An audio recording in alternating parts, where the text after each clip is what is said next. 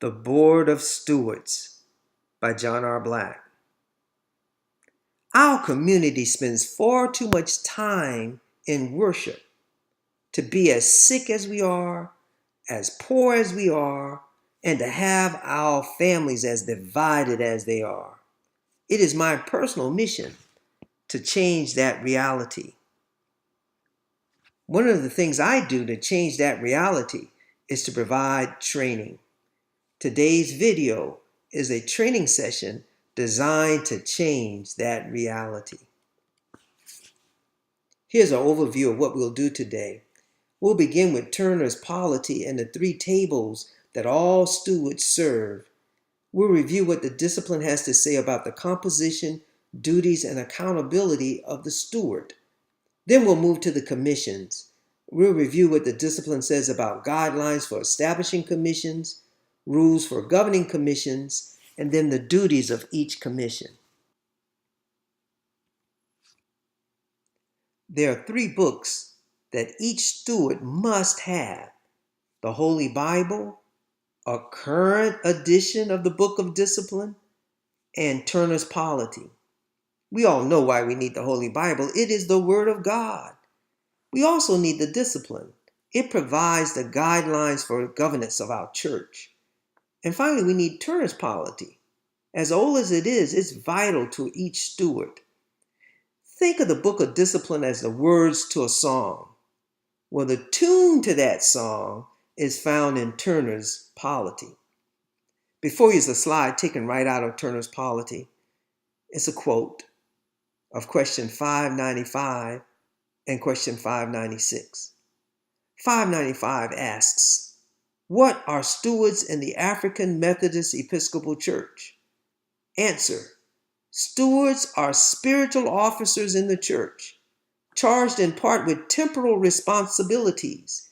They serve 3 tables: the table of the Lord, the table of the minister, and the table of the poor. That is the reason that the steward board exists, to serve those 3 tables. Now, question 596 gives you an explanation of those 3 tables. But it is important to realize that the whole reason we have a steward board is to serve those 3 tables. Pages 85 through 87 of the 2016 Book of Discipline gives us the composition of the Board of Stewards. The pastor is the chairperson. The pastor may appoint a pro tem who can serve in the absence of the pastor. All the business that is conducted while the pastor is away is subject to the pastor's veto when the pastor returns. The Board of Stewards shall have no less than 3 or more than 19 stewards.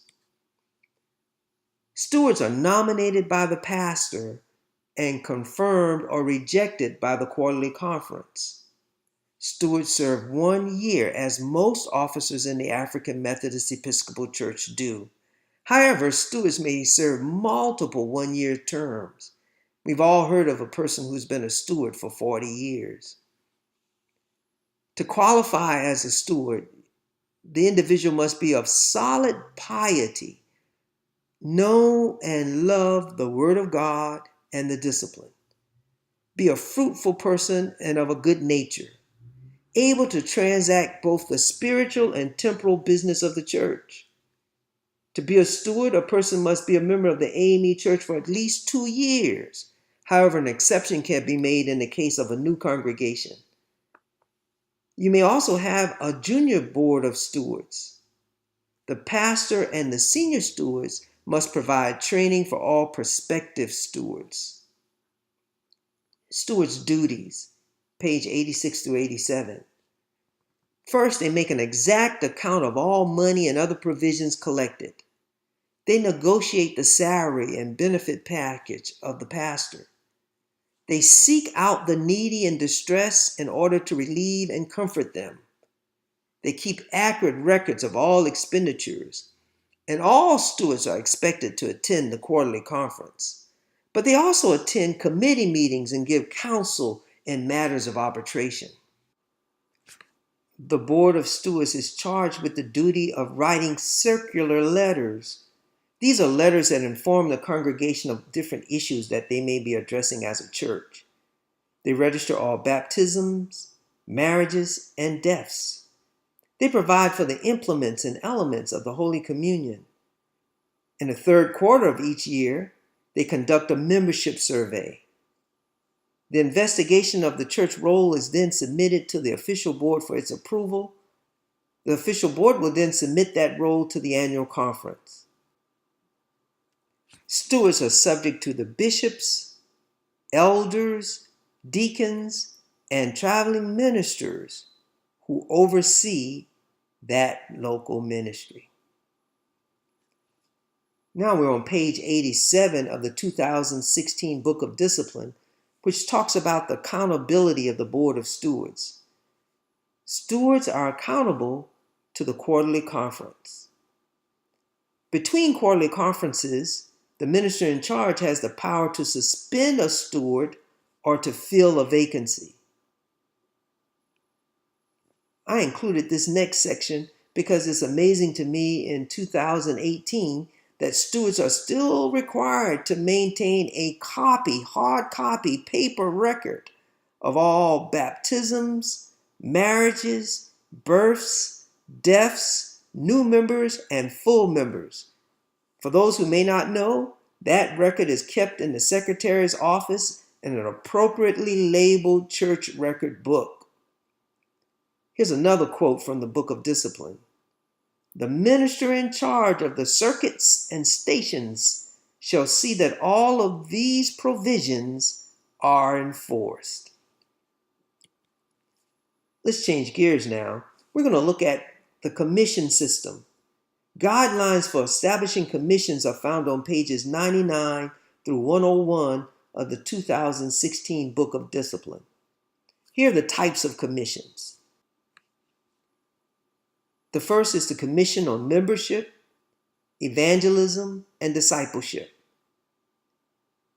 Second commission is the Commission on Christian Education. The third commission is the Commission on Missions and Welfare.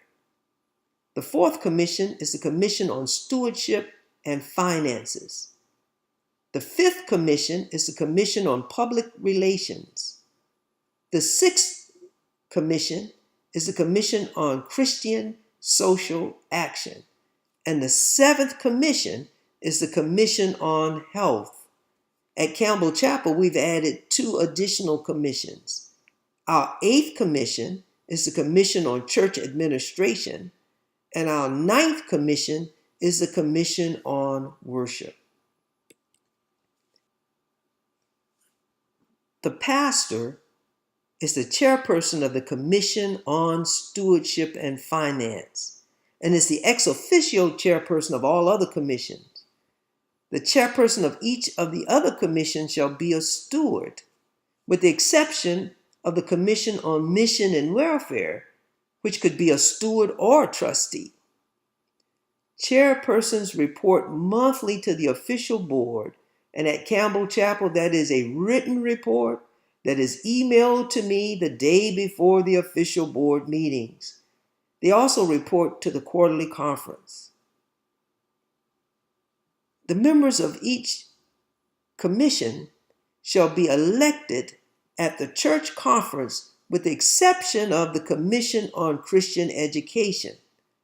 It shall be composed of the pastor, the superintendent of the church school, the president of the Allen Christian Fellowship, the director of the YPD, directors of bureau service agencies, and additional members who shall be nominated by the pastor, and here's the change, and elected by the quarterly conference. The director of Christian Education shall be ex officio a member of this commission. At Campbell Chapel, the Director of Christian Education chairs the Commission on Christian Education. Composition.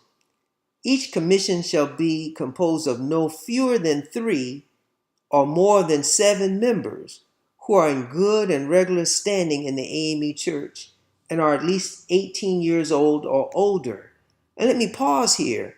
At Campbell Chapel, think of this commission as your executive committee. For we know that on certain commissions, they may be more than 7, but there are only 7 officers, 7 members of the executive committee. There are 2 exceptions to this rule. The first are mission charges, and the second is the Commission on Stewardship and Finance, which shall be composed of an equal number of stewards and trustees plus official board members at large. The total number of persons that shall serve shall be no fewer than 3 or more than 9. Let's do the math. So that means that this commission can have 3, 6, or 9 members. Each commission should cooperate with the Connectional and Annual Conference Commission that bears its name. Here are the rules for governing commissions. They shall be a quarterly and annual review of each commission. Who does that review? The Board of Stewards. It shall be the responsibility of the bishop and presiding elder and the pastor to educate the people concerning the program of commissions. At the first quarterly conference following the annual conference, the presiding elder shall ascertain the type of financial system the church will use. Between quarterly conferences, the pastor may remove a commission member, but the pastor must do so with the approval of the official board. The pastor also has the authority to fill a vacancy. We're going to now look at each of our commissions individually. The first is the Commission on Christian Education. It's found on pages 101 through 102 in your Book of Discipline. I encourage everyone to read that section because it is so intense and gives a real thorough discussion of this commission. First, we need to understand that every congregation must have a Commission on Christian Education. Christian education is the ministry that undergirds all other ministries. Every ministry has a Christian education component, and it is the responsibility of this commission to ascertain the needs of every ministry in the arena of Christian education. This particular commission is charged with developing curriculums, doing surveys, providing teachers and training and instruction to every ministry of the church, but particularly to the church school, the Allen Christian Fellowship, the YPD, and the Missionary Society.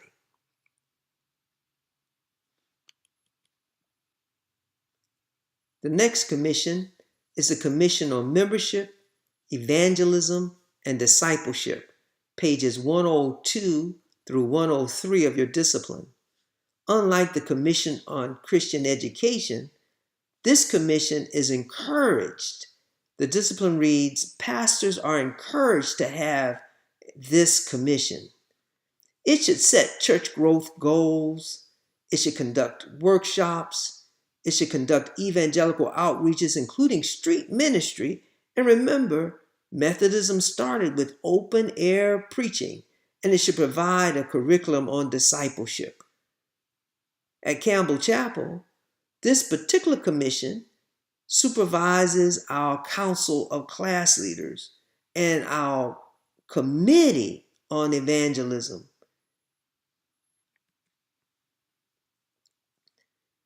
The next commission is the Commission on Stewardship and Finances, found on pages 103 through 104. As stated earlier, it is comprised of 3, 6, or 9 members. The reason for this number is that you must have an equal number of stewards, trustees, and official members of the board at large. It does a comprehensive financial accountability program for the local church. Again, this is a good section to read because it includes every detail needed to supervise such a comprehensive program. One piece that I do want to lift is that the budget is approved not at the church conference, but by the official board. And then there's an unusual caveat. Spending is approved by the official board and the pastor. The next commission is the Commission on Mission and Welfare. This is the commission that oversees our benevolent offering and our benevolent gifts. The Book of Discipline charges this commission with making an annual plan and with supervising those very offerings I have referred to. It's a big part of the local church and should be in conversation and cooperation with the Women's Missionary Society. This commission has to confer annually with the Commission on Stewardship and Finances. The next commission is the Commission on Christian Social Action. It has the shortest write-up of all the commissions. Its write-up is found on page 105. I've copied that entire paragraph for you. This is what the Book of Discipline says about the Commission on Christian Social Action. This commission shall coordinate activities in the areas of social, racial, and economic relations, temperance, world peace, and community cooperation as directed by the Connectional Social Action Commission. Now, at Campbell Chapel, you know that this commission is a vital part of our ministry. It informs us about the political world around us. It equips us to vote. It's brought in various experts to provide training for the congregation. One of the trainings that I deeply appreciated was the training on gerrymandering. I was not aware of how sophisticated politicians can be. The next commission is the Commission on Health. At Campbell Chapel, we enjoy a nationally recognized Commission on Health. You can read all of the responsibilities that are outlined in the discipline. They appear before you. At Campbell Chapel, this commission is helping us to eat well, move our bodies, reduce our stress, and live the healthiest life we possibly can live. We're now to the Commission on Public Relations, pages 105 through 106. Again, you see what's outlined in the discipline. Let me talk about public relations at Campbell Chapel. Our website is managed by our Commission on Public Relations. Public relations arranges for us to get our message out into the public. You may have seen different newspaper articles, or actually seen me on TV several times. That's because of this Commission on Public Relations. This is the commission that tells the world that God is doing great things at Campbell Chapel.